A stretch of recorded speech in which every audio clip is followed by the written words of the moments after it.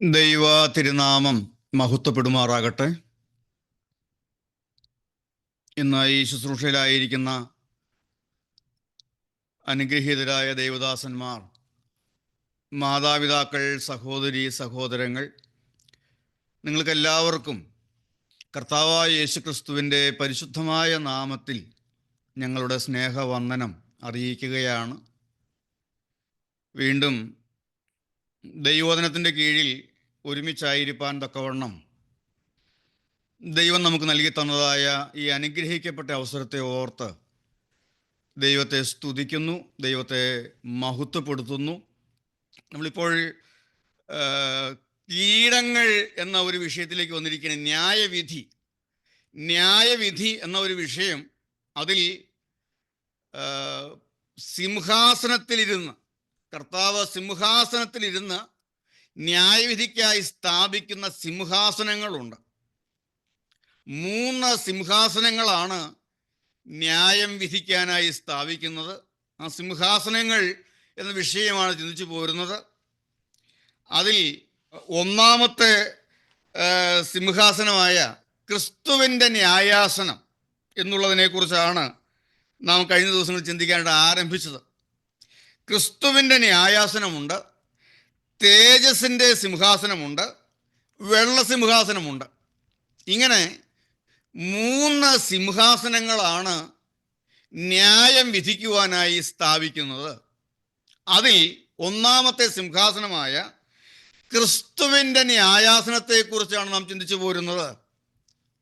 ക്രിസ്തുവിൻ്റെ ന്യായാസനം മധ്യാകാശത്താണ് സ്ഥാപിക്കുന്നത് എന്നും അത് ശിക്ഷ വിധിക്കാനുള്ള ഒരു ന്യായാസനമല്ല, മറിച്ച് പ്രതിഫലങ്ങൾ നൽകുന്നതിന് വേണ്ടിയുള്ളതായ ഒരു കോടതിയാണത്, ഒരു ന്യായാസനമാണ്. ഭീമാ കോർട്ട് എന്ന് പറയും. പ്രതിഫലങ്ങൾ അവനവൻ ശരീരത്തിരിക്കുമ്പോൾ ചെയ്തതിന് തക്കവണ്ണമുള്ള പ്രതിഫലമാണ് അവിടെ കൊടുക്കുന്നത്. പ്രതിഫലങ്ങൾ പലതരത്തിലുണ്ട്. അതിൽ കിരീടങ്ങൾ എന്ന വിഷയമാണ് നാം ചിന്തിച്ചു പോരുന്നത്. കിരീടങ്ങൾ 5 കിരീടങ്ങളുണ്ട്. വാടാത്ത കിരീടം, പ്രശംസ കിരീടം, നീതിയുടെ കിരീടം, ജീവകിരീടം, തേജസ്സിൻ്റെ കിരീടം. ഇങ്ങനെ 5 കിരീടങ്ങളുണ്ട്. അതിൽ ഓരോന്നും നാം ചിന്തിച്ചു വരികയാണ്. ക്രിസ്തുവിൻ്റെ ന്യായാസനത്തിന് മുമ്പാകെ അവൻ്റെ വിശുദ്ധന്മാർ മാത്രമേ നിൽക്കുകയുള്ളൂ. അവർക്കാണ് ഈ കിരീടങ്ങൾ കിട്ടുന്നത്. ക്രിസ്തുവിൻ്റെ വിശുദ്ധന്മാർ മാത്രം. ആ കോടാനുകോടി വിശുദ്ധന്മാരുള്ളതായ സ്വർഗീയ സഭയിൽ കോടാനുകോടി മാലാഖമാരുടെയും പഴയ നിയമ വിശുദ്ധന്മാരുടെയും എല്ലാം ആ മഹാസഭയിൽ താതൻ നമ്മെ മാനിക്കുവാനായി തരും ഓരോരോ ബഹുമാനങ്ങൾ വിളങ്ങിയിടും കിരീടങ്ങളായി. ഓരോ കിരീടങ്ങളും പ്രാപിക്കാൻ തക്കവണ്ണം, ഈ കിരീടങ്ങൾ പ്രാപിക്കാൻ തക്കവണ്ണം, ബിരുദ പ്രാപിപ്പാൻ തക്കവണ്ണം ഓടുവീൻ. ഈ ഓട്ടക്കളത്തിൽ ഓടുന്നവർ അനേകരുണ്ട്. അവരൊക്കെ ഓടി ലക്ഷ്യത്തിലെത്തും, ആ ഫിനിഷിംഗ് പോയിന്റ് കടക്കും. പക്ഷേ എല്ലാവർക്കും പ്രതിഫലം കിട്ടുകയില്ല. ഓടിയങ്ങ് എത്തും, ശരിയാണ്. പക്ഷേ ഒരു 10 പേര് ഓടുന്നു, 3 പ്രൈസേ ഉള്ളൂ, ഫസ്റ്റ്, സെക്കൻഡ്, തേർഡ്. ആ ഓട്ടത്തിന് ഒരു 10 പേര് പങ്കെടുത്തിട്ടുണ്ട്. 10 പേര് ഓടി ഫിനിഷിംഗ് പോയിന്റ് ഫിനിഷ് ചെയ്യും, ലക്ഷ്യത്തിലെത്തും, ശരിയാ. പക്ഷേ മുന്നിൽ ഓടുന്ന 3 പേർക്ക് മാത്രമേ ബിരുദം കിട്ടുകയുള്ളൂ, കിരീടങ്ങൾ, സമ്മാനം കിട്ടുകയുള്ളൂ. അതുപോലെ നമ്മൾ ഓടി അങ്ങ് ചെല്ലും, ശരിയാ, നിത്യതയിലെത്തും. 10 പേര് ഓടിയാൽ 10 പേർക്കും പ്രതിഫലം കിട്ടുകയില്ലല്ലോ, സമ്മാനം കിട്ടുകയില്ലല്ലോ, പ്രൈസ് കിട്ടുകയില്ലല്ലോ. 1ാമതും 2ാമതും 3ാമതും ഓടിയെത്തുന്നവർക്ക് പ്രൈസ് കിട്ടുകയുള്ളൂ. പിന്നെ ചിലപ്പോൾ ചിലർക്ക് പ്രോത്സാഹന സമ്മാനങ്ങൾ ഒക്കെ കൊടുത്തേക്കും. എന്നാൽ അപ്പോസ്തലൻ പറയുന്നത്, നിങ്ങൾ കിരീടം, പ്രതിഫലം പ്രാപിക്കാൻ തക്കവണ്ണം ഓടുവീൻ എന്ന് പറയുന്നത്. അപ്പോൾ നമ്മളൊന്നുകൂടെ ഉത്സാഹിക്കണം. അപ്പോൾ എനിക്ക് അങ്ങ് എത്തിയാൽ പോരാ, എങ്ങനെയെങ്കിലും അങ്ങ് ചെന്നാൽ പോരാ, എനിക്ക് ഫസ്റ്റ് ആകണം, എനിക്ക് പ്രൈസ് വാങ്ങണം, എനിക്ക് കിരീടം വാങ്ങണം എന്നുള്ള ഒരു ചിന്തയോടെ ഈ ഓട്ടക്കളത്തിൽ ഓടുവാൻ ഈ ക്ലാസ് നമ്മെ സഹായിക്കണം. അല്ലെങ്കിൽ നാണിച്ചു പോവില്ലേ? അവിടെ ചെന്നാൽ നാം ലജ്ജിച്ചു പോവുകയില്ലേ? അതാണ് ചിലർ നിത്യത മുഴുവൻ ആ ലജ്ജ നിൽക്കും. ലജ്ജയ്ക്കായി കൊണ്ടിരിക്കും. നിത്യത മുഴുവൻ അവിടെ ആ ലജ്ജ നിൽക്കും.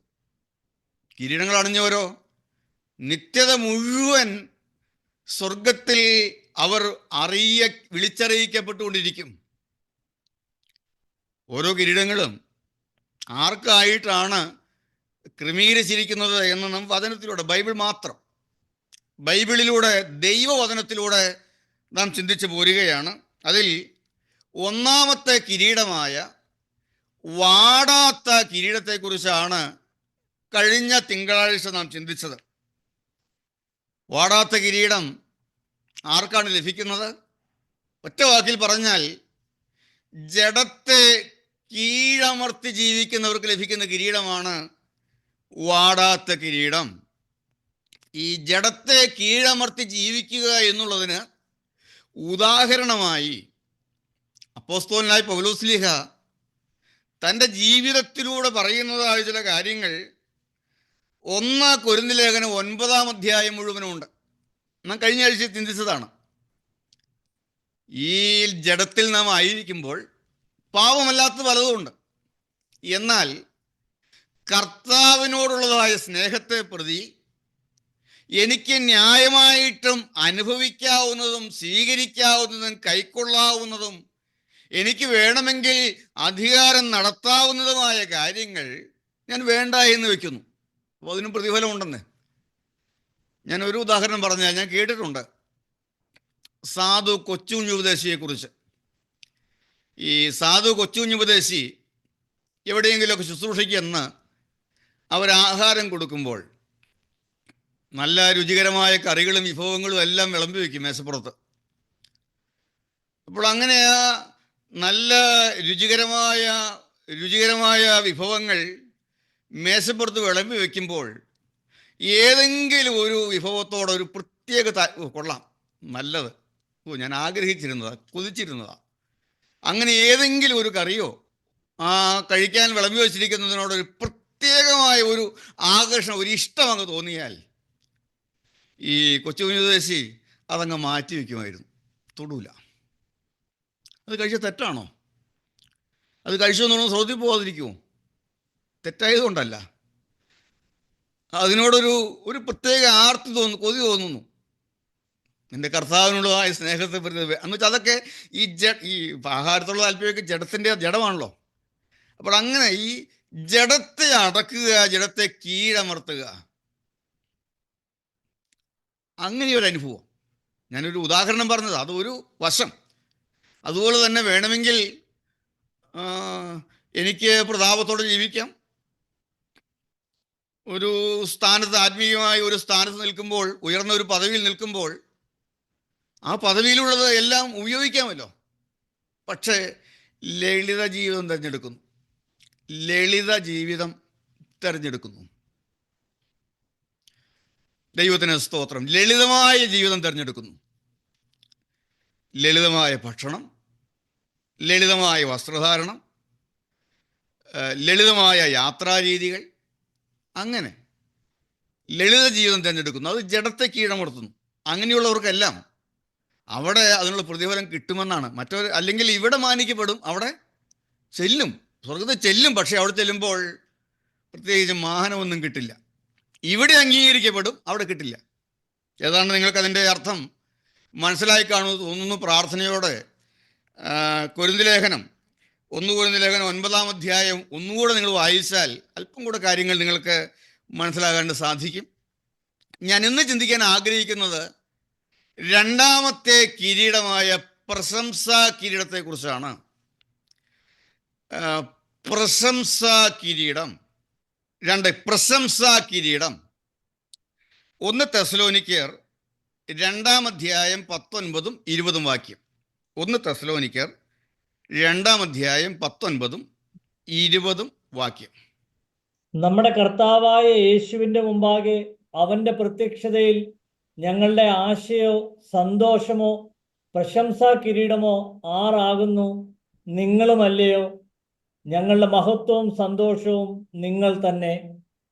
ഫിലിപ്പിയ ലേഖനം 4-ാം അധ്യായം 1-ാം വാക്യം കൂടെ ഇവിടെ അപ്പോസ്തലൻ പറയുന്നത്, നമ്മുടെ കർത്താവായ യേശുക്രിസ്തുവിന് മുമ്പാകെ അവൻ്റെ പ്രത്യക്ഷതയിൽ, ഓർക്കണം, അവൻ മധ്യാകാശത്ത് വരുമ്പോൾ, അവൻ നമ്മെ ചേർക്കാൻ പ്രത്യക്ഷപ്പെടുമ്പോൾ, മധ്യാകാശത്ത് പ്രതിഫലങ്ങൾ വിഭജിക്കുന്നതിനായി സിംഹാസനം സ്ഥാപിക്കുമ്പോൾ അവൻ്റെ പ്രത്യക്ഷതയിൽ ഞങ്ങളുടെ ആശയോ സന്തോഷമോ പ്രശംസാ കിരീടമോ ആരാകുന്നു?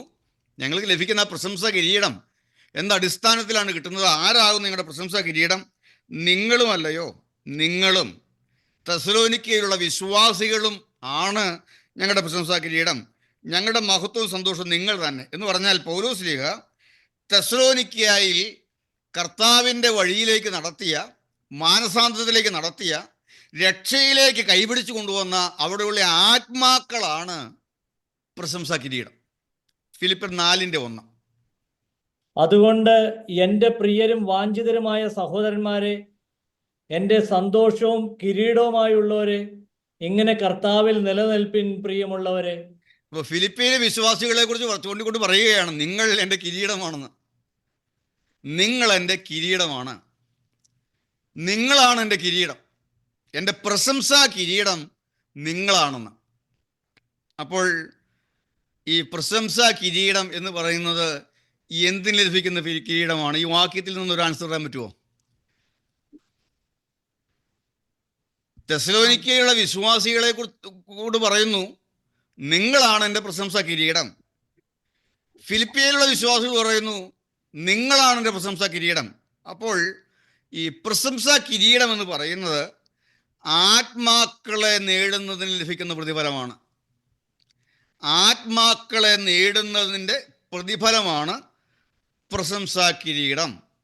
ആത്മാക്കളെ നേടുന്നതിൻ്റെ പ്രതിഫലമാണ് പ്രശംസാ കിരീടം. വാടാത്ത കിരീടം, ജഡത്തെ കീഴമർത്തുന്നതിന് ലഭിക്കുന്ന കിരീടം. പ്രശംസാ കിരീടം ആത്മാക്കളെ നേടുന്നതിനായി ലഭിക്കുന്ന പ്രതിഫലം. അപ്പോൾ വേണമെങ്കിൽ നമ്മൾ ഈ ഭൂമിയിൽ ജീവിക്കുമ്പോൾ ഒരാത്മാവിനെ പോലും നേടാതെ ജീവിക്കാം. നാം വിശുദ്ധരായി ജീവിച്ചാൽ, കുരിശിലെ രക്ഷ അനുഭവിച്ച് ജീവിച്ചാൽ, കർത്താവായ യേശുക്രിസ്തു കാൽവറിയിൽ ഒരുക്കിയ രക്ഷ സ്വന്തമായി അനുഭവിച്ച് ദൈവമക്കളായി ജീവിച്ചാൽ സ്വർഗരാജ്യത്തിൽ എത്താം. പക്ഷേ പ്രതിഫലം കിട്ടില്ല. അവിടെ ലഭിക്കുന്ന പ്രതിഫലം എന്ന് പറയുന്നത് പ്രശംസാ കിരീടം ആത്മാക്കളെ നേടുന്നവർക്ക് ലഭിക്കുന്ന പ്രതിഫലം. ആത്മാക്കളെ നേടുന്നതിനനുസരിച്ച് ആ പ്രതിഫലം, ആ പ്രശംസ അധികമധികമായി മാറും. ഈ നിത്യതയിൽ പ്രശംസാ കിരീടം അണിഞ്ഞിരിക്കുന്നവരെ കാണുമ്പോൾ, ഇവർ ഭൂമിയിൽ ജീവിച്ചിരുന്നതായ കാലത്ത് ജഡത്തിൽ ജീവിച്ചപ്പോൾ ആത്മാക്കളെ നേടിയവരാണ് എന്നുള്ളതാണ്. ഇത്ര ആത്മാക്കളെ നേടി, അതങ്ങ് വിളിച്ചറിയിക്കുകയാണ്. ഇപ്പോൾ ഇവിടെയൊക്കെ വേണമെങ്കിൽ നമുക്ക് പ്രശംസിക്കാം, അല്ലേ, ഞങ്ങൾ ഇന്ന സ്ഥലത്ത് കൺവെൻഷൻ നടത്തി, അവിടെ ഇത്ര 1000 ആൾക്കാർ കൂടി. ഞങ്ങൾ ഇന്ന സ്ഥലത്തൊരു മീറ്റിംഗ് നടത്തി, അവിടെ ഇത്രയധികം ആളുകൾ കൂടി, അകത്തും പുറത്തും ഒന്നും സ്ഥലമില്ലാത്തോണം ആൾക്കാർ തിങ്ങിക്കൂടി. വേണമെങ്കിൽ അതൊക്കെ വീഡിയോ ഒക്കെ എടുത്ത് കാണിക്കാം. അങ്ങനെയുള്ള പ്രശംസകളൊക്കെ എവിടെയും കിട്ടിപ്പോകും. എന്നാൽ ഇവിടെ ആരും അറിയുന്നില്ല, ഇവിടെ ഒന്നും കൊട്ടി ഘോഷിക്കുന്നില്ല. അങ്ങനെയുള്ളതൊക്കെ നിത്യത മുഴുവൻ ഞാനും നിങ്ങളും എത്ര ആത്മാക്കളെ നേടി എന്നുള്ളത്, അതിനനുസരിച്ച് പ്രശംസ കൂടിക്കൂടി വരും. അപ്പോൾ നിത്യത മുഴുവൻ ഞാനും നിങ്ങളും ഈ ജഡത്തിൽ ജീവിച്ചിരുന്നപ്പോൾ ഇത്ര ആത്മാക്കളെ മാനസാന്തരത്തിലേക്ക് നടത്തി എന്നുള്ളത് നിത്യത മുഴുവൻ നമ്മെ കാണുന്നവരെല്ലാം നിത്യത മുഴുവൻ അറിയത്തക്കവണ്ണം നാം പ്രശംസ ചൂടി നടക്കും, പ്രശംസാ കിരീടം അണിഞ്ഞ് നടക്കും. ദൈവത്തിന് സ്തോത്രം. ഇത് നിത്യത മുഴുവൻ അറിയപ്പെട്ടുകൊണ്ടിരിക്കും. ഈ കിരീടം നിത്യമായിട്ടുള്ളതാണ്. ഇവിടെ ചൂടുന്നവർ വാടാത്ത കിരീടം ചൂടും. നമ്മൾ വാടിപ്പോകുന്നതാണ്, എന്ന് വെച്ചാൽ നിലനിൽക്കുന്നതല്ല. നമ്മൾ അവിടെ കിട്ടുന്ന കിരീടങ്ങൾ എന്ന് പറഞ്ഞാൽ അത് നിത്യത മുഴുവൻ നിലനിൽക്കുന്നതാണ്. ഇത് നിത്യത മുഴുവൻ അറിയപ്പെട്ടുകൊണ്ടിരിക്കും. അതുപോലെ തന്നെ ആത്മാക്കളെ നേടാനുള്ള അവസരങ്ങൾ ലഭിച്ചിട്ടും നേടാത്തവർ, ആത്മാക്കളെ നേടുന്നതിന് വേണ്ടി അധ്വാനിക്കാത്തവർ, അവർ നിത്യത മുഴുവൻ കുറവുള്ളവരായി തന്നെ തുടരും. ആ കുറവ് അവർക്കുണ്ടാകും. നിങ്ങളിത് മനസ്സിലാവുന്നതും കരുതുകയാണ്. എനിക്ക് എങ്ങനെയെങ്കിലും അങ്ങ് ചെന്നാൽ മതി എന്ന് കരുതി ഇവിടെ എനിക്ക് അങ്ങനെ വേല ചെയ്യാനൊന്നും പറ്റില്ല.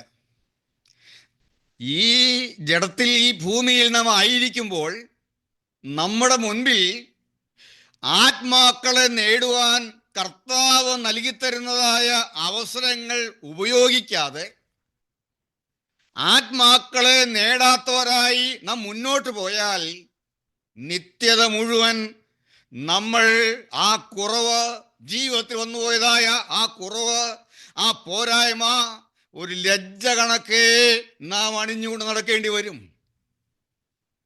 അതുകൊണ്ട് കിട്ടുന്ന കാലം പ്രയോജനപ്പെടുത്തണം. കണ്ണുനീരോടെ വിതയ്ക്കുന്നവൻ ആർപ്പോടെ കൊയ്യും. കറ്റ ചുമന്ന് ആർത്തും കൊണ്ട് അനേകം വിശുദ്ധന്മാർ കടന്നു ചെല്ലുമ്പോൾ ഒന്നുമില്ലാതെ നമ്മൾ കടന്നു ചെല്ലാനിട വരരുത്.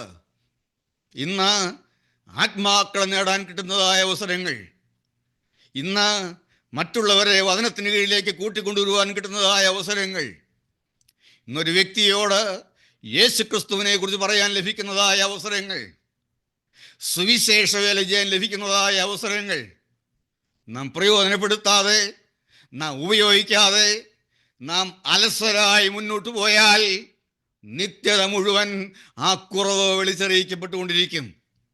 ആത്മാക്കളെ നേടുന്നവർക്ക് ലഭിക്കുന്നതായ പ്രതിഫലം, ദൈവത്തിന് സ്തോത്രം. നാം ഒന്ന് ലജ്ജിതരായി നിലനിൽക്കാൻ ഇടവരരുത്.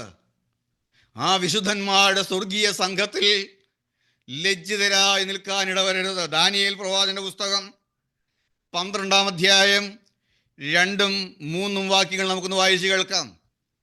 ദാനിയേൽ പ്രവാചകന്റെ പുസ്തകം 12-ാം അധ്യായം 2-3 വാക്യങ്ങൾ.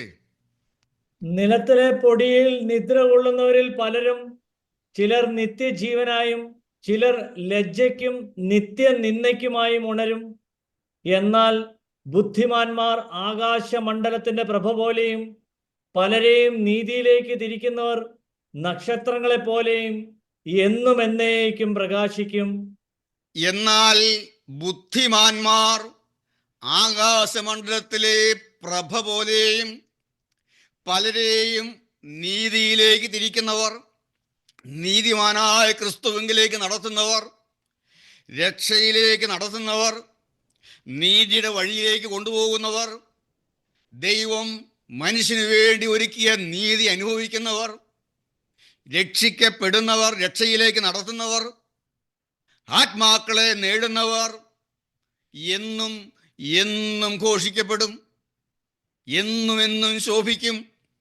എന്നാൽ പലരും ലജ്ജിതരായി മാറും. പലരും ലജ്ജിതരായി നിത്യലജ്ജയ്ക്കായി അവിടെ നിൽക്കേണ്ടി വരും.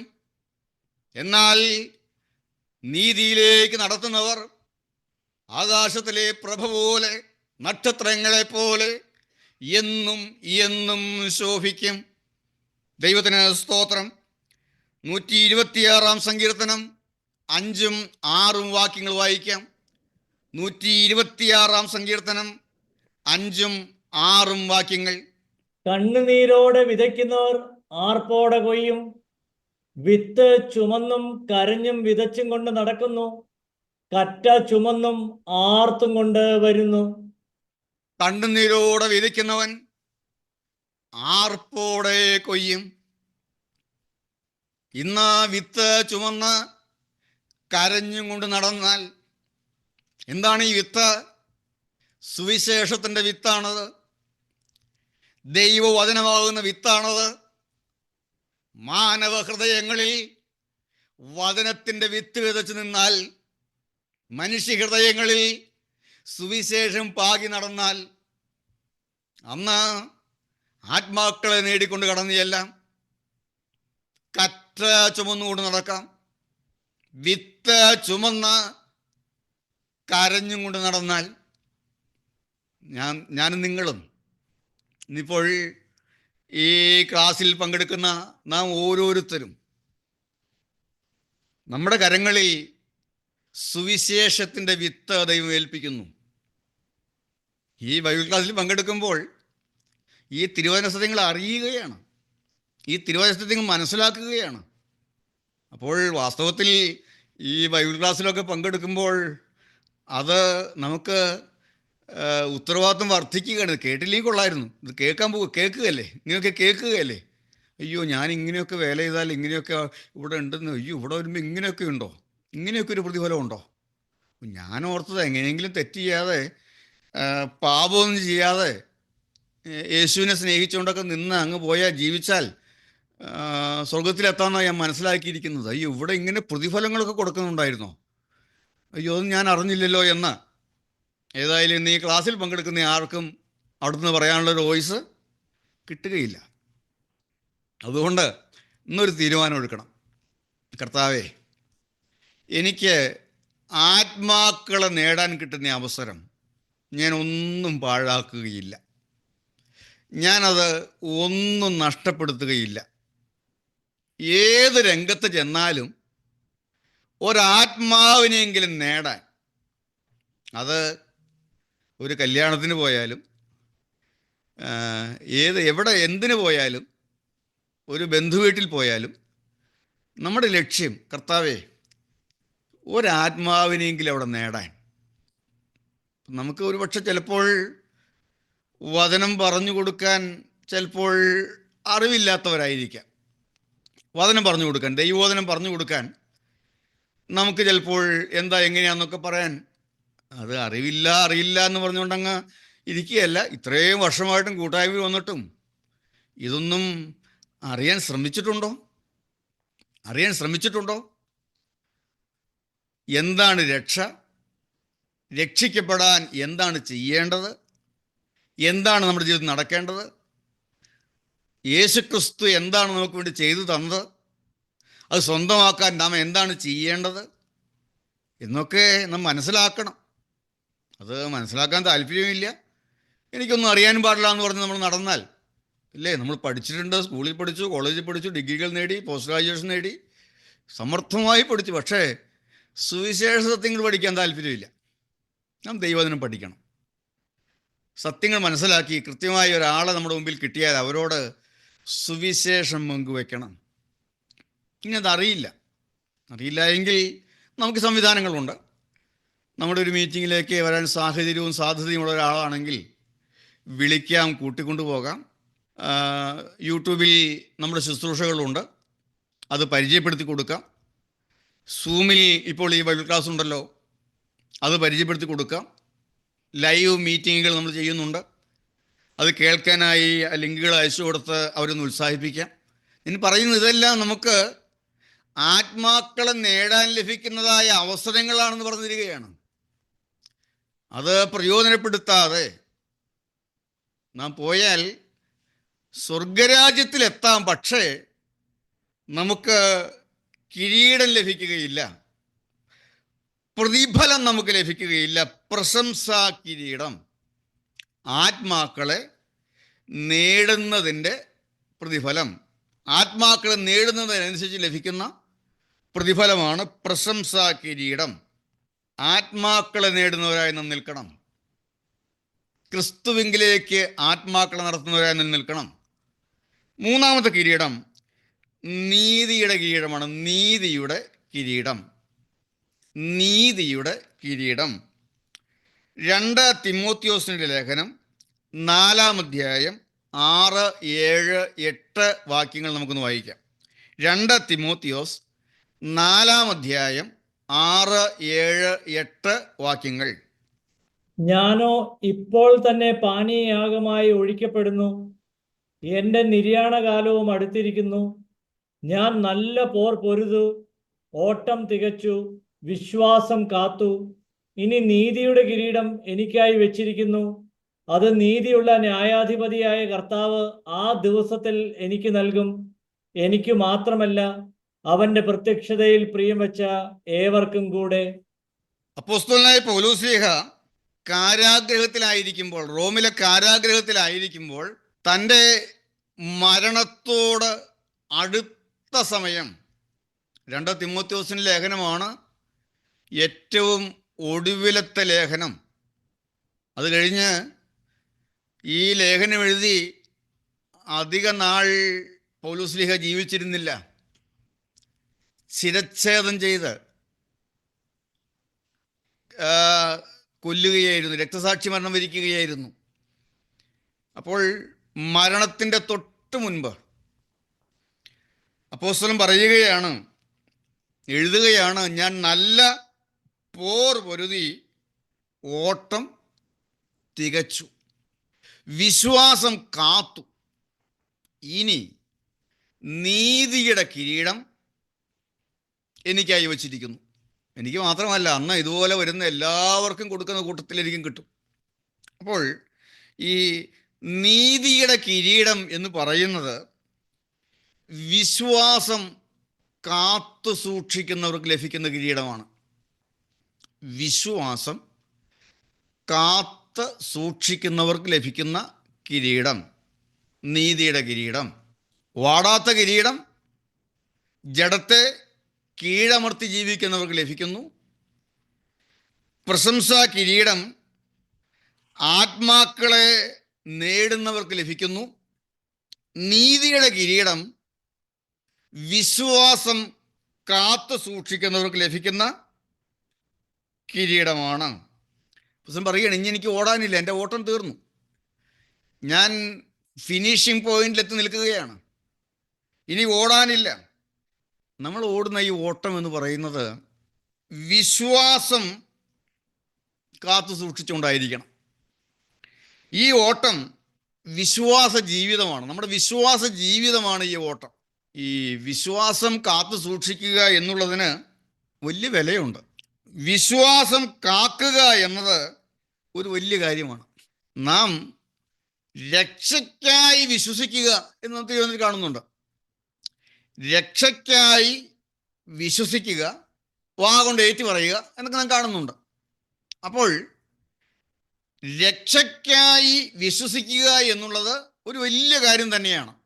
ഈ ഭൂമിയിലായിരിക്കുമ്പോൾ രക്ഷയ്ക്കായി വിശ്വസിക്കുക എന്നുള്ളത് ഒരു വലിയ കാര്യമാണ്.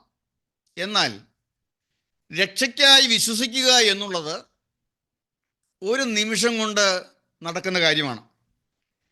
ഒരു നിമിഷം കൊണ്ട് അത് നിറവേറി കഴിയുന്നതാണ്.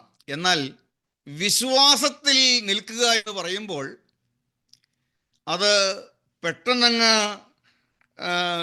ഒരു നിമിഷം കൊണ്ടുള്ള കാര്യമല്ല, അത് ജീവിതകാലം മുഴുവനും നിലനിർത്തേണ്ട കാര്യമാണത്. നമ്മുടെ ജീവിതകാലം മുഴുവൻ നിലനിൽക്കേണ്ട കാര്യം. രക്ഷയ്ക്കായി വിശ്വസിക്കുക എന്നുള്ളതൊരു വലിയ കാര്യമാണെങ്കിലും അത് ഒരു നിമിഷം കൊണ്ട് പൂർത്തിയാകുന്നതാണ്. രക്ഷിക്കപ്പെട്ടു. എന്നാൽ വിശ്വാസത്തിൽ നിലനിൽക്കുക എന്നുള്ളത് ജീവിതകാലം മുഴുവൻ വേണ്ട ഒരു കാര്യമാണ്. അപ്പോസ്തല പ്രവൃത്തി 14:22 നമുക്കൊന്ന് വായിക്കാം. അപ്പോസ്തല പ്രവൃത്തികൾ 14-ാം അധ്യായം 22-ാമത്തെ വാക്യം. വിശ്വാസത്തിൽ നിലനിൽക്കണമെന്നും നാം അനേകം കഷ്ടങ്ങളിൽ കൂടി ദൈവരാജ്യത്തിൽ കടക്കേണ്ടതാകുന്നു എന്നും പ്രബോധിപ്പിച്ച് ശിഷ്യന്മാരുടെ മനസ്സ് ഉറപ്പിച്ചു പോന്നു. വിശ്വാസത്തിൽ നിലനിൽക്കേണ്ടതാകുന്നു. വിശ്വസിച്ച് രക്ഷിക്കപ്പെട്ടു, ഇനി തോന്നി നടക്കുക എന്നുള്ളതല്ല. നമ്മുടെ ജീവിതകാലം മുഴുവനും വിശ്വാസത്തിൽ നിലനിൽക്കണം. ഒരു ദിവസവും 2 ദിവസവും കൊണ്ട് അവസാനിക്കുന്നതും പൂർത്തിയാകുന്നതുമല്ലത്. ജീവിതകാലം മുഴുവനും, ജീവിത അന്ത്യം വരെ പിടിച്ചുകൊണ്ട് നിൽക്കേണ്ടതാണ്. ജീവിതകാലം മുഴുവനും വിശ്വാസത്തിൽ നിലനിൽക്കണം. ഇല്ലേ? നമ്മൾ രക്ഷിക്കപ്പെട്ടു, മാനസാന്തരപ്പെട്ടു, ജീവിതം ക്രിസ്തുവിൻ്റെ കാര്യങ്ങളിലേക്ക് കൊടുത്തു, രക്ഷ അനുഭവിച്ചു, മുന്നോട്ട് പോവുകയാണ്. മുന്നോട്ട് പോകുമ്പോൾ ഇടയ്ക്കിടെ ഉള്ളിൽ നിന്നൊരു ചോദ്യം വരുന്നു, നിങ്ങളുടെ ശരിക്കും ഒരു ദൈവം ഉണ്ടോ? ഇതൊക്കെ സത്യമാണോ? ഇങ്ങനെയൊക്കെ ആണോ? ഇങ്ങനെയുള്ളതായ പല ചോദ്യങ്ങൾ, നമ്മുടെ വിശ്വാസത്തെ കെടുത്തിക്കളയുന്നതായ ചോദ്യങ്ങൾ പിശാച് കൊണ്ടുവരും. ഞാൻ വിശ്വസിച്ച് ശരിയാണോ? ഇനി എന്തെങ്കിലും ഇവിടെ മാറ്റം വരുത്തേണ്ടതുണ്ടോ? ഇങ്ങനെയൊക്കെ പോയാൽ മതിയോ? കാരണം പല കൺഫ്യൂഷൻസ് വരും. ഇനി അങ്ങനെ അങ്ങോട്ട് ചെയ്യണ്ടേ? ഇതിങ്ങോട്ട് ചെയ്താലല്ലേ പറ്റുള്ളൂ. ഇങ്ങനെയുള്ളതായ ചില കാര്യങ്ങൾ, ഞാൻ ശരിയായ വിശ്വാസം തന്നെയാണോ, വിശ്വാസം ശരിയാണോ, ഇങ്ങനെയൊക്കെ, ഇത് വെറൊരു അന്ധതയല്ലേ? അങ്ങനെയൊക്കെ ഉണ്ടോ? ഓ, ദൈവം എന്തിനാ എന്നോട് അങ്ങനെ ചെയ്തേ? ഞാൻ ഇങ്ങനെയൊക്കെ നടന്നിട്ടും എന്നോട് ഇങ്ങനെ ദൈവം പ്രവർത്തിച്ചോ? ദൈവം എന്തിനാ അങ്ങനെ ചെയ്തത്? ഓ, ദൈവം ഇത്ര ക്രൂരത ചെയ്ത് എന്തിനാ? ഇങ്ങനെയുള്ളതായ ചില ചോദ്യങ്ങൾ സാത്താൻ നമ്മുടെ ഉള്ളിൽ മന്ത്രിക്കും. എന്ന് പറഞ്ഞാൽ, നമ്മൾ ആഗ്രഹിക്കാത്തതുപോലെയുള്ള പല കാര്യങ്ങളും നടക്കുമ്പോൾ ചോദ്യങ്ങൾ ഉയർന്നു വരും. പക്ഷേ ഇങ്ങനെയൊക്കെ ആണെങ്കിൽ ഞാൻ ഈ വഴിയിൽ ഇനി പോകുന്നില്ല. ഓ, ദൈവമക്കൾ ഇങ്ങനെയൊക്കെ വചനം പറഞ്ഞു തന്നിട്ട് അവരിങ്ങനെ കാണിക്കുകയാണ്, ഇങ്ങനെയാണ് അവരുടെ ജീവിതം. അല്ലേ? ഓരോ രംഗങ്ങളും നമ്മൾ ചില പ്രതിസന്ധികളൊക്കെ അഭിമുഖീകരിച്ചവരാണ്. ആ വലിയ പ്രതിസന്ധികളുടെ മുമ്പിൽ പലരുടെയും വിശ്വാസക്കപ്പൽ തകർന്നു പോയി. ശരിയായ മാനസാന്തരത്തിലേക്ക് വന്നവരെ എനിക്കറിയാം, ശരിയായി ക്രിസ്തുവിനെ സ്നേഹിച്ചവരെ എനിക്കറിയാം, ശരിയായി ശുദ്ധ മനസാക്ഷിയോടെ കർത്താവിൻ്റെ വേല ചെയ്തവരെ എനിക്കറിയാം. എത്രയോ പേര് ശുദ്ധ മനസാക്ഷിയോടെ നല്ല കറതീർന്ന വിശുദ്ധ ജീവിതം നയിച്ചവര്, ശരിയായി ആത്മീയത്തിൽ നിന്നവരെനിക്കറിയാം. പക്ഷേ കൂട്ടായ്മയിൽ ചില അനിഷ്ട സംഭവങ്ങൾ നടന്നപ്പോൾ, ഇങ്ങനെയൊക്കെ ആണെങ്കിൽ ഞാൻ ഇനി ഇങ്ങനൊരു കാര്യത്തിലേക്ക് ഇല്ലൊക്കെ വിട്ടു എന്ന് വെച്ചാൽ, ഇത് ഒരു ദിവസം കൊണ്ട് തീരുന്നത്, ഒരു നിമിഷം കൊണ്ട് തീരുന്നതല്ല. നിലനിൽക്കണം, വിശ്വാസത്തിൽ നിലനിൽക്കണം. ദൈവത്തിന് സ്തോത്രം. വിശ്വാസത്തിൽ നാം നിലനിൽക്കണം. ഇതുപോലുള്ളതായ ചില ചോദ്യങ്ങളെല്ലാം നമ്മുടെ ഉള്ളിൽ ഉയർന്നു വരും. പരിശോധനകളും കഷ്ടനഷ്ടങ്ങളും ആപത്ത് അനർത്ഥങ്ങളുമെല്ലാം നമ്മുടെ ജീവിതത്തിൽ വരുമ്പോൾ ഇങ്ങനെയുള്ളതായ ചില ചോദ്യങ്ങളെല്ലാം ഉള്ളിൽ ഉയർന്നു വരാനുള്ളതായ സാധ്യതകളുണ്ട്. ഇതെല്ലാം ഈ ദുഷ്ടൻ്റെ തീയമ്പുകളാണ്. ദുഷ്ടനായ പിശാച് നമ്മുടെ അകത്തേക്ക് ചില തീയമ്പുകൾ. അതുകൊണ്ടാണ് അപ്പോസ്തലൻ ഒരു വിശ്വാസി ധരിക്കേണ്ടതായ സർവായുധവർഗങ്ങളെക്കുറിച്ച് പറഞ്ഞു തരുമ്പോൾ, ദുഷ്ടൻ്റെ തീയമ്പുകളെയൊക്കെയും കെടുത്തുവാൻ തക്കതായ വിശ്വാസം എന്ന പരിചയം എടുത്തുകൊണ്ട് നിൽക്കാൻ പറഞ്ഞിരിക്കുന്നു.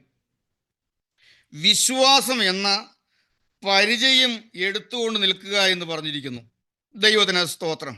എഫേസ്യ ലേഖനം 6-ാം അധ്യായം 16-ാം വാക്യം ഒന്ന് വായിക്കുക. എഫേസ്യ ലേഖനം 6-ാം അധ്യായം 16-ാമത്തെ വാക്യം. എല്ലാറ്റിനും മീതെ ദുഷ്ടന്റെ തീയമ്പുകളെ ഒക്കെയും കെടുക്കുവാൻ തക്കതായ വിശ്വാസം എന്ന പരിച എടുത്തും കൊണ്ട് നിൽപ്പിൻ. ഒരു അർത്ഥവത്തായ വാക്യമാണിത്. നമ്മള് ഈ വിശ്വാസത്തിന്റെ വഴിയിൽ നിന്നും ഇല്ലാതെയാക്കി കളയുവാൻ, തകർത്ത് കളയാൻ തക്കവണ്ണം ദുഷ്ടനായ പിശാച് നമ്മുടെ ജീവിതത്തിന് നേരെ എയ്തിടുന്നതായ തീ അമ്പുകളുണ്ട്. ആ തീ അമ്പ് വീണാൽ എല്ലാം കത്തിപ്പോകും, നശിപ്പിച്ചു കളയും. ഇല്ലേ? തീ അമ്പുകൾ ചെയ്ത് തീയിടുന്ന പോലെ ദുഷ്ടന്റെ തീയമ്പ് വീണ് കത്തി തീർന്നു പോകരുത് നമ്മുടെ ആത്മീയം. എന്ത് ചെയ്യണം? ദുഷ്ടൻ നമുക്ക് നേരെ എയ്യുന്നതായ തീയമ്പുകൾ, ദുഷ്ടൻ എയ്തിടുന്നതായ തീയമ്പുകൾ അകത്ത് വീണ് അത് കത്താനായി നാം അനുവദിക്കരുത്. ദുഷ്ടൻ എയ്തിടുന്നതായ തീയമ്പുകളെ കെടുത്തിക്കളയുന്നത് വിശ്വാസം എന്ന പരിചയ. വെള്ളമൊഴിച്ച് കെടുത്തുന്നത് പോലെ ഇതുപോലുള്ള പല തീയമ്പുകൾ ദുഷ്ടനങ്ങ് എഴുതിടുമ്പോൾ അത് അകത്ത് കിടന്ന് കത്തി നാം വിശ്വാസത്തിൻ്റെ വഴിവിട്ട് നശിച്ചു പോകാതിരിക്കേണ്ടതിന് എന്ത് ചെയ്യണം? വിശ്വാസമെന്ന പരിച അത് കെടുത്തി കളയുന്നതാണ്. Extinguish all the flaming arrows of the evil. കെടുത്തി കളയണം.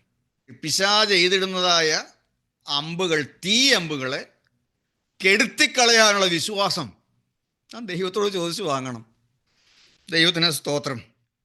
ഞാൻ ചോദിക്കട്ടെ, നമ്മിൽ പലരും ഇന്ന് അകത്ത് തീയായിട്ടിരിക്കുന്നവരില്ലേ? ദുഷ്ടൻ്റെ തീയമ്പ് വീണു, അകത്ത് തീയായിട്ടിരിക്കുകയാണ്. മക്കളെക്കുറിച്ച് ഓർക്കുമ്പോൾ ഒരാദി, ഉള്ളിൽ നിന്നൊരാദി വരുന്നു. ഉണ്ടോ? എനിക്കറിയാം. മക്കളുടെ പോക്ക് കാണുമ്പോൾ ഉള്ളിൽ നിന്നൊരാദി. ഭർത്താവിൻ്റെ ചില കാര്യങ്ങൾ ഓർക്കുമ്പോൾ ഉള്ളിൽ നിന്ന് ഒരാദി. ദൈവത്തിന് സ്തോത്രം. ജീവിതത്തിൽ നേരിടുന്നതായ ചില അനർത്ഥങ്ങൾ, ഉള്ളിൽ നിന്ന് ഒരാദി. ചില കാര്യങ്ങൾ ഓർക്കുമ്പോൾ ഉള്ളിൽ നിന്ന് ഒരാന്തൽ. കർത്താവെ, അതെല്ലാം കെടുത്തിക്കളയുന്ന വിശ്വാസമെന്ന പരിച എൻ്റെ ദൈവം എനിക്കുണ്ട്. എന്തു വന്നാലും അതിലൂടെ നടത്തുവാൻ എൻ്റെ ദൈവത്തിന് കഴിയും. ഞാൻ അവൻ്റെ കയ്യിലാണ്. അവനത് സാധ്യമാക്കി തരാൻ കഴിയും. ഈ കഷ്ടത്തിലൂടെ നടക്കുമ്പോൾ, തീയുടെ കടക്കുമ്പോൾ അത് വെന്തുപോകാതെ എന്നെ കാക്കാൻ എൻ്റെ ദൈവത്തിന് കഴിയും. വെള്ളത്തിൽ കൂടെ കടക്കുമ്പോൾ അത് മുക്കിക്കളയാതെ വേണം എന്നെ സൂക്ഷിക്കാൻ എൻ്റെ ദൈവത്തിന് കഴിയും. വിശ്വാസം എന്ന പരിച. ദുഷ്ടൻ എഴുതിടുന്നതായ തീയമ്പുകളുണ്ട്. ദുഷ്ടൻ്റെ തീയമ്പുകൾ വീണ് വിശ്വാസ കപ്പൽ നശിച്ചു പോകാനിടവരരുത്, തകർന്നു പോകാനിടവരരുത്. കർത്താവേ, ഈ നാളുകളിൽ ഞങ്ങളുടെ വിശ്വാസം വർദ്ധിപ്പിച്ചു തരണമേ.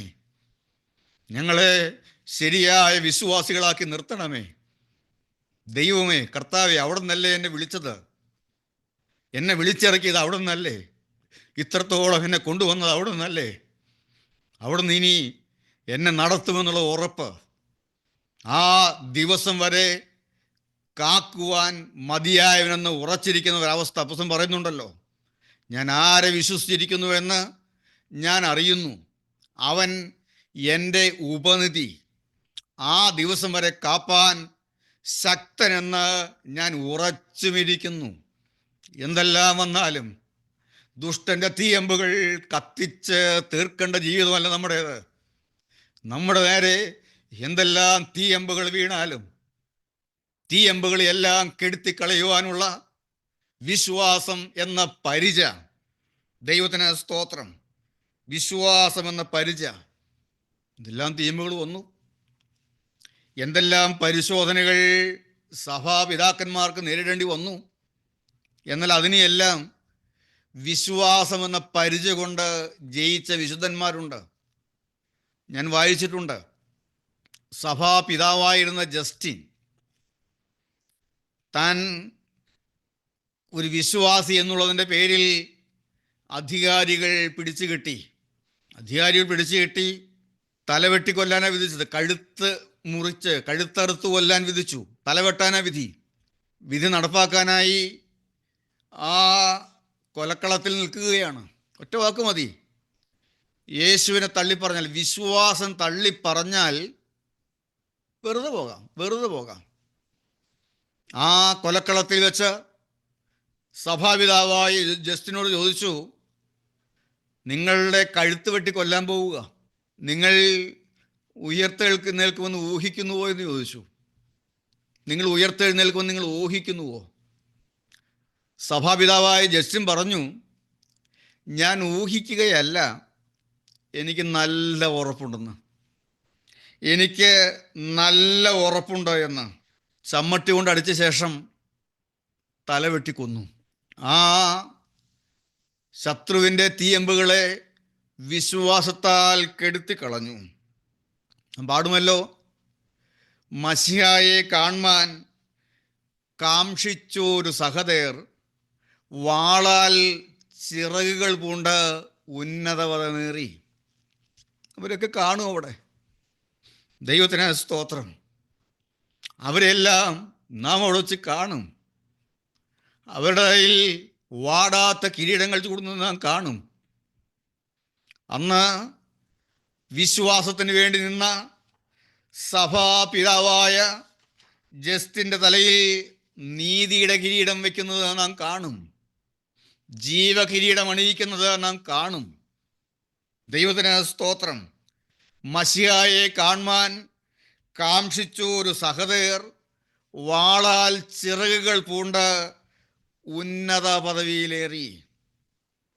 സഭാപിതാവായിരുന്ന പോളികാർപ്പോസ് തിരുമേനിയെ കുറിച്ച് നമുക്കറിയാം.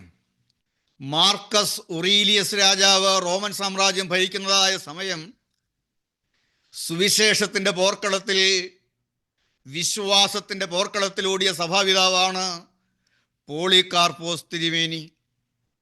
അനേകർ പീഡിപ്പിക്കപ്പെട്ട് രക്തസാക്ഷികളായി മരണം വരിക്കുന്നതായ ആ പീഡനകാലം സഭാപിതാവായ പോളികാർപ്പോസ് തിരുമേനിയെ പിടിച്ചു കെട്ടിക്കൊണ്ടുവന്നു. മഹാരാജാവ് തിരുമേനിയോട് ചോദിച്ചു, താങ്കൾ യേശുവിനെ തള്ളിപ്പറഞ്ഞാൽ താങ്കളെ വെറുതെ വിടാം. ഇതുപോലെ വിശ്വാസികളെ കൊണ്ടുവന്ന് കത്തിക്കുവാൻ ആളിക്കത്തിക്കൊണ്ടിരിക്കുന്നതായ തീജ്വാല ഒരുക്കിയിരുന്നു. ആ തീജ്വാലയിലേക്ക് ചൂണ്ടിക്കൊണ്ട് ചക്രവർത്തി പറഞ്ഞു, താങ്കൾക്ക് യേശുവിനെ തള്ളിപ്പറഞ്ഞാൽ, വിശ്വാസം ഉപേക്ഷിച്ചാൽ താങ്കൾക്ക് വെറുതെ പോകാം. ഒരു ശിക്ഷയും ഏൽക്കണ്ട. ഈ രാജ്യത്തുള്ള എല്ലാ സൗകര്യങ്ങളും ആസ്വദിച്ചുകൊണ്ട് സുഖമായി ജീവിക്കാം. യേശുവിനെ വിശ്വാസം തള്ളിപ്പറയുന്നില്ല എങ്കിൽ ആ ആളിക്കത്തുന്ന തീക്കുണ്ടം കണ്ടോ, ആ തീക്കുണ്ടത്തിലേക്ക് തങ്ങളെ തള്ളിയിടാൻ പോവുകയാണെന്ന് പറഞ്ഞു, എറിഞ്ഞിടാൻ പോവുകയാണെന്ന് പറഞ്ഞു. വളരെ സുസ്മേരവതനായി പോളികാർപ്പോസ് തിരുമേനി ചക്രവർത്തിയെ നോക്കി ഇപ്രകാരം പറഞ്ഞു, അല്ലയോ മഹാരാജാവേ, കഴിഞ്ഞ 84 വർഷമായി ഞാൻ ഈ യേശുവിനെ സേവിക്കുന്നു. അവൻ എനിക്ക് നന്മയല്ലാതെ ഒരു ദോഷവും ചെയ്തിട്ടില്ല. പിന്നെ എങ്ങനെയാണ് എൻ്റെ യേശുവിനെ തള്ളിപ്പറയുവാൻ, ഈ വിശ്വാസം തള്ളിപ്പറയുവാൻ എനിക്ക് കഴിയുന്നത്? വീണ്ടും അദ്ദേഹം തുടർന്നു, അല്ലയോ മഹാരാജാവേ, നിമിഷ നേരം കൊണ്ട് ജ്വലിച്ച് കെട്ടുപോകുന്ന ഈ തീജ്വാല കാണിച്ച് എന്നെ ഭയപ്പെടുത്താൻ നോക്കുകയാണോ? മഹാരാജാവേ, ഈ വിശ്വാസം തള്ളിക്കളയുന്നവർക്ക് ഒരുക്കിയിരിക്കുന്ന, അവിശ്വാസികൾക്ക് അഭക്തന്മാർക്കും വേണ്ടി ഒരുക്കിയിരിക്കുന്ന ഒരിക്കലും കെടാത്ത ഒരു തീജ്വാലയുണ്ട് എന്ന്, കെടാത്ത തീയുടെ ഒരു അനുഭവം ഉണ്ട് എന്ന് രാജാവേ അങ്ങ് അറിയുന്നില്ലേ എന്ന് ചോദിച്ചു. കുപിതനായ രാജാവ് ആ തീക്കുണ്ടത്തിലേക്ക് എറിയാൻ കൽപ്പിച്ചു. പോളികാർപ്പോസ് തിരുമേനിയെ ആ തീക്കുണ്ടത്തിലേക്ക് വലിച്ചെറിഞ്ഞു. എല്ലാവരും നോക്കി നിൽക്കുകയാണ്. അമ്പരന്ന് പോയി അവർ. ആ തീക്കുണ്ടത്തിന് നടുവിൽ പോളികാർപ്പോസ് തിരുമേനി ചെന്ന് വീണപ്പോൾ ആ തീജ്വാല അദ്ദേഹത്തിന് ചുറ്റും ഒരു കോട്ടമതിൽ പോലെ മാറി നിന്നു എന്ന്. ആ തീജ്വാലയുടെ നടുവിൽ സ്വർണ്ണ സമാനമായി പോളികാർപ്പോസ് തിരുമേനിയിൽ നിന്ന് തിളങ്ങിയെന്ന്. കുപിതനായ പടയാളിൽ ഒരാൾ ഒരു കുന്തം വലിച്ച് ആഞ്ഞെറിഞ്ഞു. അദ്ദേഹത്തിൻ്റെ ശരീരത്തിൽ വന്ന ആ കുന്തം തറച്ചു. രക്തം ചീറ്റി ഒഴുകി. ആ രക്തം വീണ് ആ തീക്കുണ്ടം അണഞ്ഞുപോയി എന്നാണ് ചരിത്രം എഴുതി വച്ചിരിക്കുന്നത്. വീണ്ടും തീ ജ്വലിപ്പിച്ചു, തീക്കുണ്ടം ഉയർത്തി, തീജ്വാലകൾ കത്തിച്ചു. അദ്ദേഹം ആ തീജ്വാലയ്ക്കുള്ളിൽ കത്തി അമർന്നു. അദ്ദേഹത്തിൻ്റെ ശരീരാവയവങ്ങൾ ഓരോന്നോരോന്നായി കത്തി അമർന്ന് ആ നാവ് നിശ്ചലമാകുന്നത് വരെ സ്തുതി സ്തോത്ര ശബ്ദങ്ങൾ ആ നാവിൽ നിന്ന് ഉതിർന്നു വീണുകൊണ്ടിരുന്നു എന്നാണ് ചരിത്രം രേഖപ്പെടുത്തിയിരിക്കുന്നത്. വിശ്വാസത്തിന് വേണ്ടി നിന്ന സഭാപിതാക്കന്മാർ, അവർ വിശ്വാസത്തിന് വേണ്ടി നിന്നു. ക്രിസ്തുവിലുള്ള നമ്മുടെ വിശ്വാസം ഒന്നിലും നമ്മെ തളർത്തിക്കളയരുത്. 2 കൊരിന്ത്യർ ലേഖനം 13-ാം അധ്യായം 5, 6 വാക്യങ്ങൾ നമ്മെ തന്നെ ഒന്ന് ശോധന ചെയ്യേണ്ടക്കൊണ്ട് നമുക്കൊന്ന് വായിക്കാം. 2 കൊരിന്ത്യർ ലേഖനം 13-ാം അധ്യായം 5, 6 വാക്യങ്ങൾ. നിങ്ങൾ വിശ്വാസത്തിൽ ഇരിക്കുന്നുവോ എന്ന് നിങ്ങളെ തന്നെ പരീക്ഷിപ്പിൻ, നിങ്ങളെ തന്നെ ശോധന ചെയ്യുവിൻ. നിങ്ങൾ കൊള്ളരുതാത്തവർ അല്ല എന്ന് വരികിൽ യേശു ക്രിസ്തു നിങ്ങളിൽ ഉണ്ട് എന്ന് നിങ്ങളെ തന്നെ അറിയുന്നില്ലയോ? ഞങ്ങൾ കൊള്ളരുതാത്തവർ അല്ല എന്നു നിങ്ങൾ അറിയുമെന്ന് ഞാൻ ആശിക്കുന്നു. നിങ്ങൾ വിശ്വാസത്തിൽ ഇരിക്കുന്നുവോ എന്ന് നിങ്ങളെ തന്നെ ഒന്ന് പരിശോധിക്കാൻ പറയുകയാണ്. വിശ്വാസികളോട് പറയുന്നത്, കൊരിന്ത്യ സഭയിലെ വിശ്വാസികളോടാണ് പറയുന്നത്. നിങ്ങൾ വിശ്വസിച്ച ജീവരക്ഷ പ്രാപിച്ചവരാണ്, ശരിയാണ്. എന്നാൽ ഇന്ന് നിങ്ങൾ എങ്ങനെയാണ് ഇരിക്കുന്നത്? ഇന്ന് നിങ്ങൾ വിശ്വാസത്തിൽ നിലനിൽക്കുന്നുവോ എന്ന്, നിങ്ങൾ വിശ്വാസത്തിൽ ഇരിക്കുന്നുവോ എന്ന് നിങ്ങളെ തന്നെ ഒന്ന് പരിശോധിക്കുവിൻ. ജീവിതത്തിൽ കൊള്ളരുതായ്മകളെല്ലാം ഉണ്ടോ? കൊള്ളരുതായ്മകൾ വല്ലതും ജീവിതത്തിൽ കയറി കൂടിയിട്ടുണ്ടോ? ഒന്ന് പരിശോധിക്കാൻ. കർത്താവേ, ഞാൻ ഇന്ന് ശരിയായ വിശ്വാസിയാണോ? ഞാൻ വിശ്വാസത്തിൽ നിലനിൽക്കുന്നുവോ? രക്ഷയ്ക്കായി വിശ്വസിച്ചതാണ്, ശരിയാണ്. വിശ്വസിച്ച് ജീവരക്ഷ പ്രാപിച്ചതാണ്, ആത്മരക്ഷ പ്രാപിച്ചതാണ്, ശരിയാണ്. വിശ്വാസത്താൽ രക്ഷിക്കപ്പെട്ടതാണ്, ശരിയാണ്. പക്ഷേ ഇന്നെങ്ങനെയാണ്? എന്തെങ്കിലും കാര്യങ്ങളിൽ, ഏതെങ്കിലും വിഷയങ്ങളിൽ കൊള്ളരുതാത്തത് വല്ലതും ജീവിതത്തിലുണ്ടോ? ഒന്ന് പരിശോധിക്കുവാൻ അപ്പോസ്തലൻ പറയുകയാണ്. മാത്രമല്ല, പൗലോസ്ലീഹ മുന്നറിയിപ്പ് തരുന്നുണ്ട്. അപ്പോസ്തല പ്രവൃത്തികൾ 20-ാം അധ്യായം 29, 30 വാക്യങ്ങൾ. അപ്പോസ്തല പ്രവൃത്തികൾ 20-ാം അധ്യായം 29, 30 വാക്യങ്ങൾ. ഞാൻ പോയ ശേഷം ആട്ടിൻകൂട്ടത്തെ ആദരിക്കാത്ത കൊടിയ ചെന്നായ്ക്കൾ നിങ്ങളുടെ ഇടയിൽ കടക്കും എന്ന് ഞാൻ അറിയുന്നു. ശിഷ്യന്മാരെ തങ്ങളുടെ പിന്നാലെ വലിച്ചു കളവാനായി വിപരീതോപദേശം പ്രസ്താവിക്കുന്ന പുരുഷന്മാർ നിങ്ങളുടെ ഇടയിൽ നിന്ന് എഴുന്നേൽക്കും. അതുകൊണ്ട് ഉണർന്നിരിപ്പിൻ. നിങ്ങൾ ഉണർന്നിരിക്കണം. നിങ്ങളുടെ ഇടയിൽ നിന്ന്, നിങ്ങളുടെ വിശ്വാസത്തിൽ നിന്ന് നിങ്ങളെ തകർത്ത് കളയാൻ തക്കവണ്ണമുള്ളവർ നിങ്ങളുടെ ഇടയിൽ നിന്ന് എഴുന്നേൽക്കുമെന്ന് പറഞ്ഞത്. ആട്ടിൻകൂട്ടത്തെ ആദരിക്കാത്ത കൊടിയ ചെന്നായ്ക്കൾ നിങ്ങളുടെ ഇടയിൽ നിന്ന് എഴുന്നേൽക്കുമെന്ന്, ഇടയിൽ കടക്കുമെന്ന്. ഈ വിപരീത ഉപദേശം പ്രസംഗിക്കുന്നവർ നിങ്ങളുടെ ഇടയിൽ നിന്ന് എഴുന്നേൽക്കുമെന്നാണ് പൗലോസ് പറയുന്നത്, പുറത്തു നിന്ന് വരുമെന്നല്ല. സഭാചരിത്രം പഠിക്കുമ്പോൾ 1-ാം നൂറ്റാണ്ടിലെ ഒരു ദുരുപദേഷ്ടാവായിരുന്നു നിക്കോലോവോസ്. നിക്കലോവിയുടെ നടപ്പ് നാം വെളിപ്പാട് 2:6 കാണുന്നുണ്ട്. നിക്കലോവിയുടെ നടപ്പ്. നിക്കോലോവോസ് 1-ാം നൂറ്റാണ്ടിലെ ഒരു ദുരുപദേഷ്ടാവായിരുന്നു. അപ്പോസ്തല പുസ്തകം 6-ാം അധ്യായത്തിൽ തിരഞ്ഞെടുക്കപ്പെട്ട 7 ശമ്മാസന്മാരിൽ, ആ സഭയിലെ ആദ്യത്തെ ശമ്മാസന്മാരിൽ ഒരാളായിരുന്നു ഈ നിക്കോലോവോസ് എന്നാണ് പറയപ്പെടുന്നത്. അപ്പോസ്തല 6:5 നാം ഈ നിക്കോലോവസിനെ കാണുന്നുണ്ട്. ഞാൻ വായിക്കാൻ സമയം എടുക്കുന്നില്ല, സമയം കടന്നുപോയല്ലോ.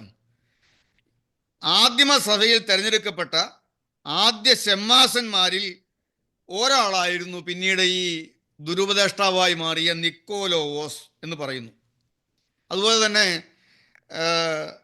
ദുരുപദേഷ്ടാവായിരുന്ന നെസ്തോർ, സഭാചരിത്രം പഠിക്കുന്നവർക്കറിയാം. നെസ്തോർ കുസ്തന്തീനോസ് പോലീസിലെ ആർച്ച് ബിഷപ്പായിരുന്നു, ദുരുപദേഷ്ടാവായി മാറി. ദുരുപദേഷ്ടാവായിരുന്ന അറിയൂസ് ഒരു പട്ടക്കാരനായിരുന്നു.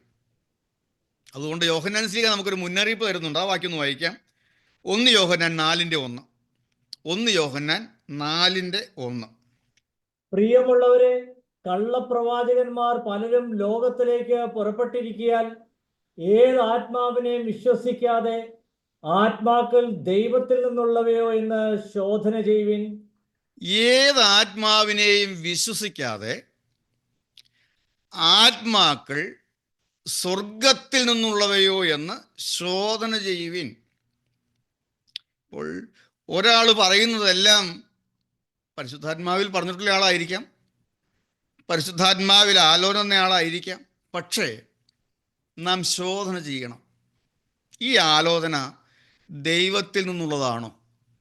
ഏത് ആത്മാവിനെയും വിശ്വസിക്കാതെ ആത്മാവ് അത് ദൈവത്തിൻ്റെ ആത്മാവാണോ ഒന്ന് പരിശോധിച്ചില്ല എങ്കിൽ നിങ്ങളുടെ ഇടയിൽ നിന്ന് തന്നെ എഴുന്നേൽക്കാം. അത് പൗലോസ് പറയുന്നുണ്ടല്ലോ, ഗലാത്യ ലേഖനം 1-ാം അധ്യായം 6 മുതൽ 9 വരെയുള്ള വാക്യങ്ങൾ. ഞാൻ സമയം കടന്നുപോലും വായിക്കുന്നില്ല, നമുക്കറിയാവുന്ന കാര്യം തന്നെയാണ്, നാം പാടാറുണ്ട്. പൗലോസ്ലീഹ ധന്യൻ സ്വൽ കേട്ടേ നിദേവും. ധന്യനായ പൗലോസ്ലീഹ ചൊല്ലി തന്നത് നിങ്ങളെല്ലാവരും ഒന്ന് കേൾക്ക് എന്ന് മദ്ബഹായിൽ നിന്ന് പാടുന്ന പാട്ട് നമ്മൾ പാടുന്നു. പൗലോസ്ലീഹ ധന്യൻ ചൊൽ കേട്ടേ നിദേവം.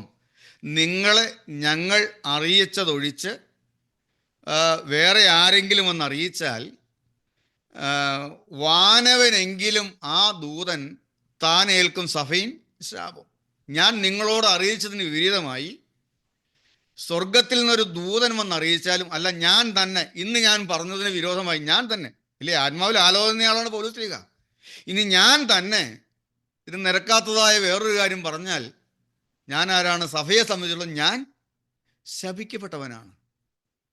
പൗലോസ്ലീഹ കൃത്യമായിട്ട് പറയുകയാണ്, നാം എവിടെ ആരംഭിച്ചുവോ, ദൈവവചനത്തിൽ ആരംഭിച്ച് നമ്മുടെ ക്രിസ്തീയ ജീവിതം അവസാനിക്കുന്നത് വരെ ദൈവവചനത്തോട് ചേർന്ന് തന്നെ മുന്നോട്ട് പോകണം. പൗലോസ്ലീഹ ധന്യൻ ചൊൽ കേട്ടേ നിദേവം. നിങ്ങളെ ഞങ്ങൾ അറിയിച്ചതൊഴിച്ച് ഇങ്ങരുവൻ വന്നറിയിച്ചാൽ വാനവനെങ്കിലും ആ ദൂതൻ താൻ ഏൽക്കും സഭയിൻ ശാപം. പലതരം ഉപദേശങ്ങളഹോ പാരിൽ മുളച്ച് പരക്കുന്നു. ദൈവത്തിൻ ഉപദേശത്തിൽ തൊട്ട് അവസാനിപ്പിപ്പോൾ ധന്യൻ. പൗലോസ് ശ്ലീഹ ധന്യൻ ചൊൽ കേട്ടേ നിദേവം. നിങ്ങളെ ഞങ്ങൾ അറിയിച്ചതിനെതിരായി ആരാനും വന്നറിയിച്ചാൽ വാനവനെങ്കിലും ആ ദൂതൻ താനേൽക്കും സഭയിൻ ശാപം. പലതരമുപദേശങ്ങളോ പാരിൽ മുളച്ചു പരക്കുന്നു. ദൈവത്തിനുപദേശം തൊട്ടവസാനിപ്പിപ്പോൻ ധന്യൻ. ഈ ദൈവവചനത്തിൽ ആരംഭിച്ച് ശരിയായ വിശ്വാസ ജീവിതത്തിൽ ആരംഭിച്ച് അവസാനിക്കുന്നത് വരെ ഈ വചനത്തോട് ചേർന്ന് തൊട്ട് നിൽക്കണം. ആരംഭിച്ചിട്ട് വചനം വിട്ട്, ഈ ദൈവവചനത്തിൻ്റെ വ്യവസ്ഥ വിട്ട്, സത്യവിശ്വാസം വിട്ട് മാറിപ്പോകാൻ ഇടയാകരുത്. അങ്ങനെ നിന്നാൽ, സത്യവിശ്വാസത്തിൽ നിന്ന് മാറാതെ നിന്നാൽ ദൈവത്തിന് സ്തോത്രം, സത്യവിശ്വാസത്തിൽ നിലനിൽക്കുന്നവർക്കെല്ലാം ലഭിക്കുന്നതായ കിരീടമാണ്. വിശ്വാസം കാത്തു സൂക്ഷിക്കുന്നവർക്ക് എല്ലാവർക്കും കൊടുക്കുന്ന കിരീടമാണത്. ഈ വിശ്വാസത്തിൽ കാത്തു സൂക്ഷിച്ച് ചെല്ലുന്ന എല്ലാവർക്കും കിട്ടുന്ന കിരീടമാണ് നീതിയുടെ കിരീടം. ഒരുപക്ഷെ സ്വർഗത്തിലുള്ള എല്ലാവർക്കും അത് കിട്ടിയേക്കും ചിലപ്പോൾ. വിശ്വാസം കാത്തു സൂക്ഷിക്കുന്നില്ല ലഭിക്കുന്ന കിരീടം. ഞാൻ നിർത്തട്ടെ, നമ്മുടെ തലകളെ വണക്കാം. കരുണയുള്ള കർത്താവേ, സ്നേഹനിധിയായ ഞങ്ങളുടെ സ്വർഗീയ പിതാവേ, ദുഷ്ടൻ്റെ തീയമ്പുകളെയൊക്കെയും കെടുത്തിക്കളയുന്ന വിശ്വാസമെന്ന പരിച, എന്തെല്ലാം തീയമ്പ് വീണാലും അതിനെയെല്ലാം കെടുത്തിക്കളയുന്ന വിശ്വാസമെന്ന ആ ഫയർ എക്സ്റ്റിങ്ക്വിഷർ ഞങ്ങൾക്ക് തരണമേ കർത്താവേ. എല്ലാ തീയും കെടുത്താനുള്ള വിശ്വാസം, ഞങ്ങളുടെ ഉള്ളിലുള്ള എല്ലാ ഭാരവും ഇല്ലാതെയാക്കുന്ന വിശ്വാസം, അതിന് നടുവിൽ ഞങ്ങളെ ബലപ്പെടുത്തുന്ന വിശ്വാസം ഞങ്ങൾക്ക് തരണമേ എന്ന് പ്രാർത്ഥിക്കുന്നു. എല്ലാവരും അനുഗ്രഹിക്കണം. യേശുവിൻ്റെ നാമത്തിൽ പ്രാർത്ഥിക്കുന്നു. കൃപയോടെ കേൾക്കണം പിതാവേ.